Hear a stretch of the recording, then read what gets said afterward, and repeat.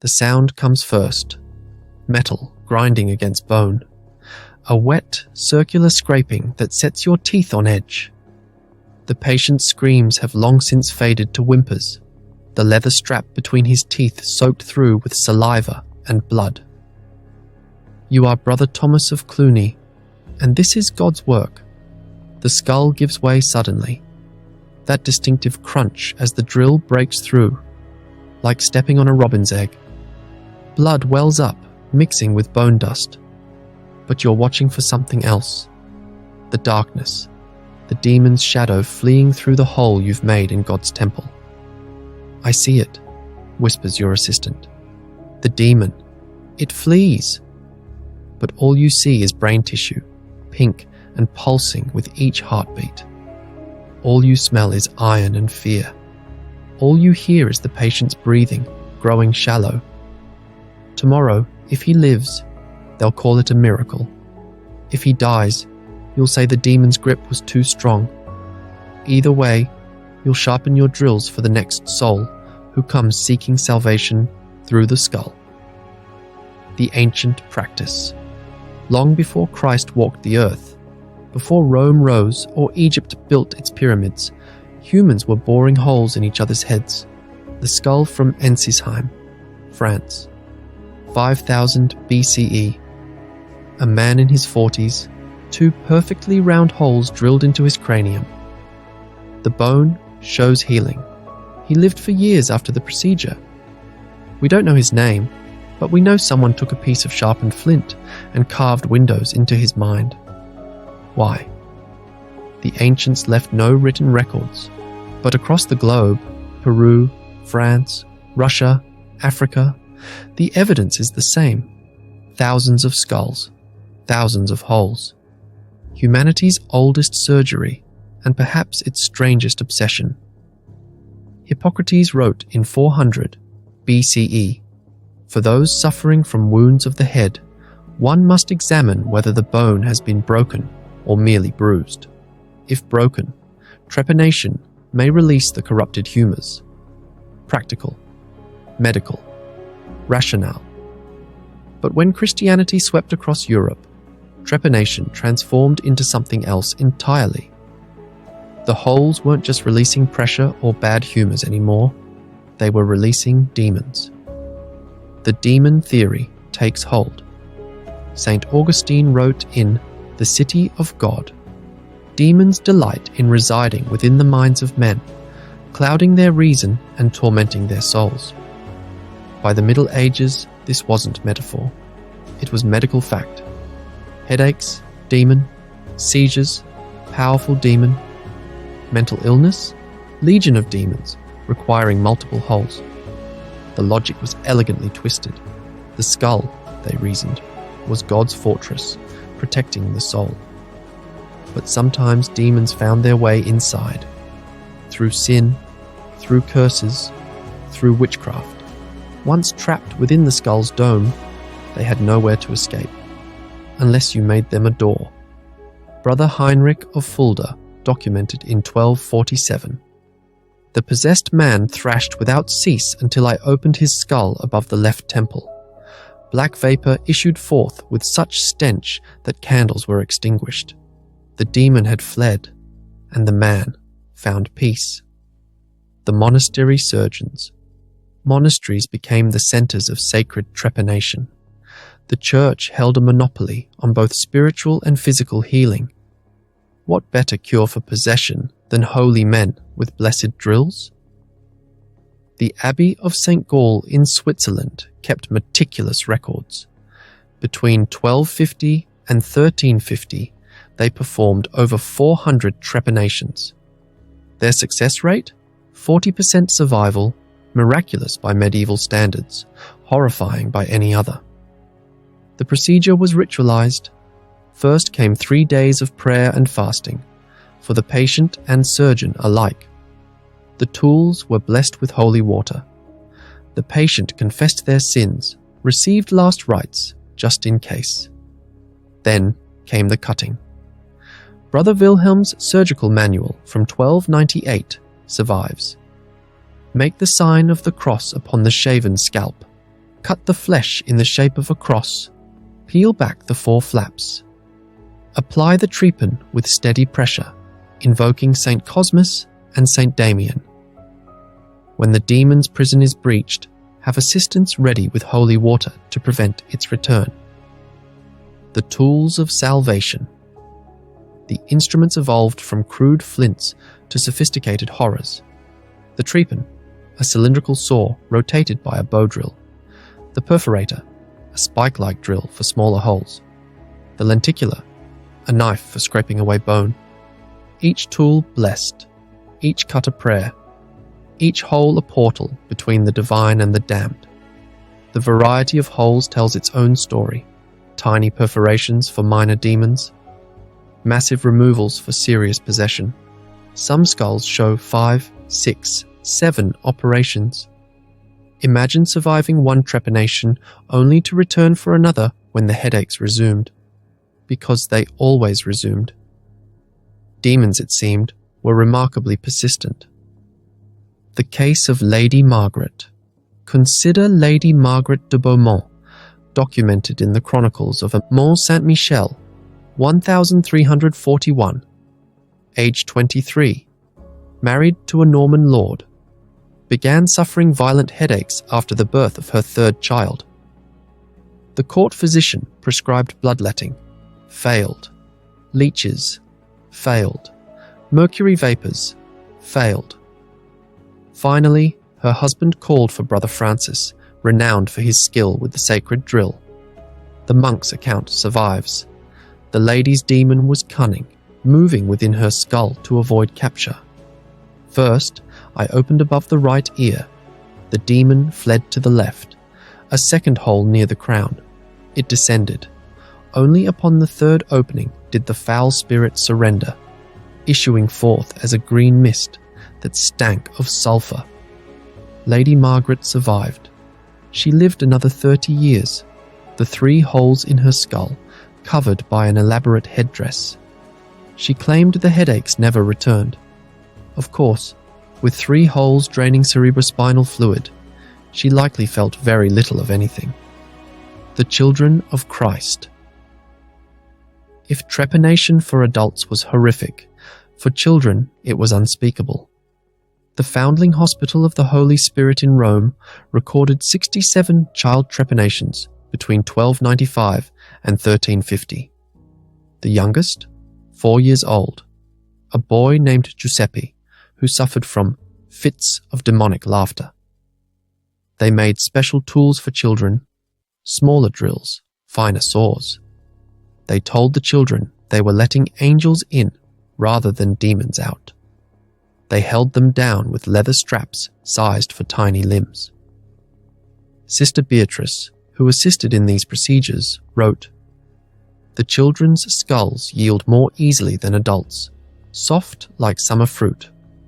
One must take care not to penetrate too deeply. Their demons are smaller but quicker to flee. Of the 67 children, 8 survived to adulthood." 8. The Protestant Reformation's take. When Luther challenged the Catholic Church, trepanation became a theological battleground.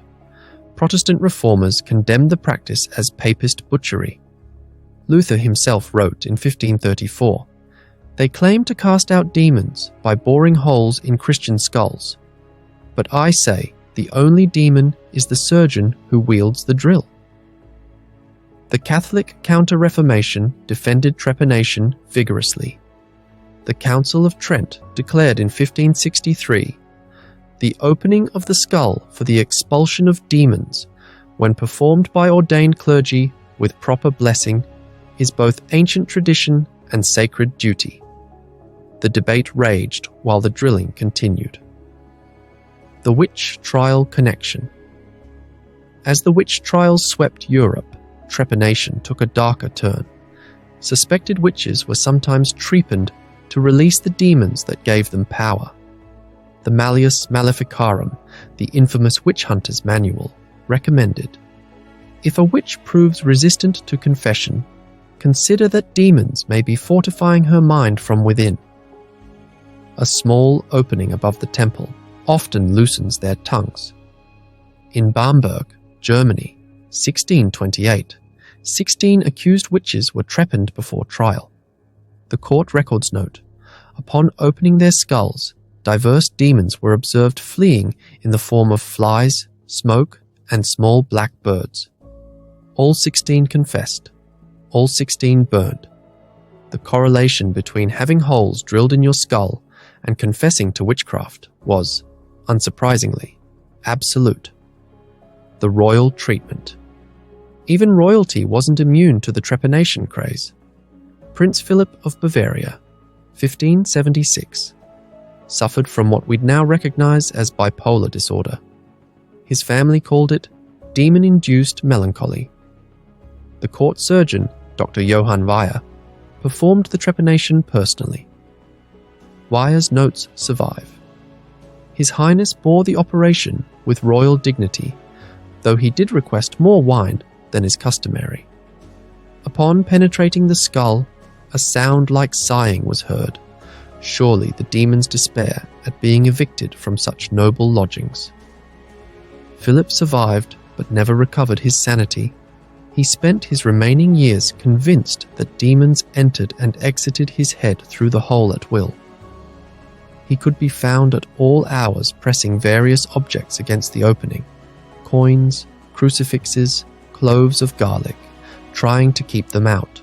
The New World experiments. When conquistadors reached the Americas, they found indigenous peoples had been trepanning for centuries, but for entirely different reasons. The Inca performed trepanation for head wounds, using it as practical surgery. Their survival rates? Nearly 80%. The Spanish, bringing their demon theories and inferior techniques, managed to reduce this to 30%. Fray Diego de Landa wrote from the Yucatan in 1566, "The heathens open skulls with skill that shames our Christian surgeons, yet they know not that they release demons. We have taught them to pray during the procedure, combining their technique with our theology."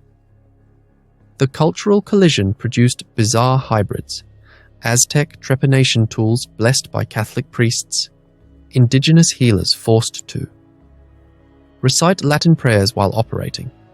The demons, apparently, were multicultural. The Enlightenment pushback. The Age of Reason brought skeptics. In 1728, Dr. Samuel Collins published A System of Anatomy, arguing, "The drilling of holes in the skull to release demons is superstition masquerading as surgery. I have examined hundreds of trepan skulls and found no evidence of demonic residue." But old beliefs died hard. Rural areas especially clung to demon-release trepanation well into the 1800s. The practice went underground, performed by barber surgeons, blacksmiths, and country healers who still whispered prayers while they drilled. Dr. Ernst von Bergmann documented in 1886, "In the Bavarian countryside, I encountered a blacksmith who claimed to have trepaned dozens for demon possession. His tools were crude, his knowledge of anatomy non-existent, yet the locals swore by his abilities. Superstition's grip remains strong where education's light fails to penetrate." The modern echoes. Today's neurosurgeons still open skulls to remove tumors, relieve pressure, repair damage. The tools are sterile, the reasons scientific, yet echoes of the old ways persist. In 1965, Dutch librarian Bart Hughes drilled a hole in his own skull, claiming it would expand his consciousness by increasing blood flow to the brain. He called it the mechanism of brain blood volume. Amanda Fielding followed in 1970, filming herself drilling into her skull with a dentist's drill. She reported feelings of euphoria and expanded awareness. She still advocates for trepanation today, that ancient hole now covered by her graying hair. The demons have been replaced by talk of consciousness expansion and psychic energy release. But the impulse remains the same, the belief that boring through bone can release what troubles the mind. The ultimate question. How many died for holes that healed nothing? Conservative estimates suggest over 100,000 trepanations performed in medieval Europe alone. With a 60% mortality rate, that's 60,000 deaths. 60,000 people who believed so deeply in demons that they let someone drill into their skulls. Yet some survived. Some claimed cure. Placebo effect? Coincidence? Or did the release of cerebrospinal fluid actually relieve certain conditions, providing just enough evidence to perpetuate the practice? Dr. John Verano, studying Peruvian skulls, found that many trepanation patients lived for years after surgery. The skulls show extensive healing, he notes. These weren't all failures. Something was working, even if not for the reasons they believed. We look back at trepanation for demon release and shake our heads. Primitive, barbaric, unscientific. We drill into skulls now with perfect precision, guided by computers, for reasons we can prove. But what if we're still missing something?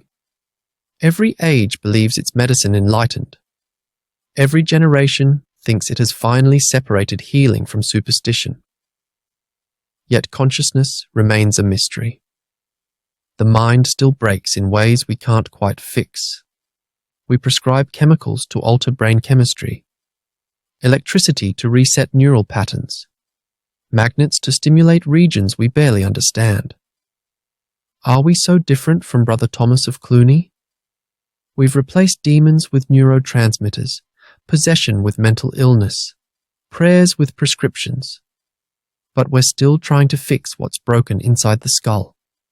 Still believing that if we just find the right tool, the right technique, the right place to cut, we can release what torments the mind.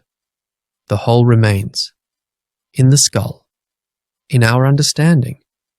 In the darkness between what we know and what we believe. Some demons, perhaps, are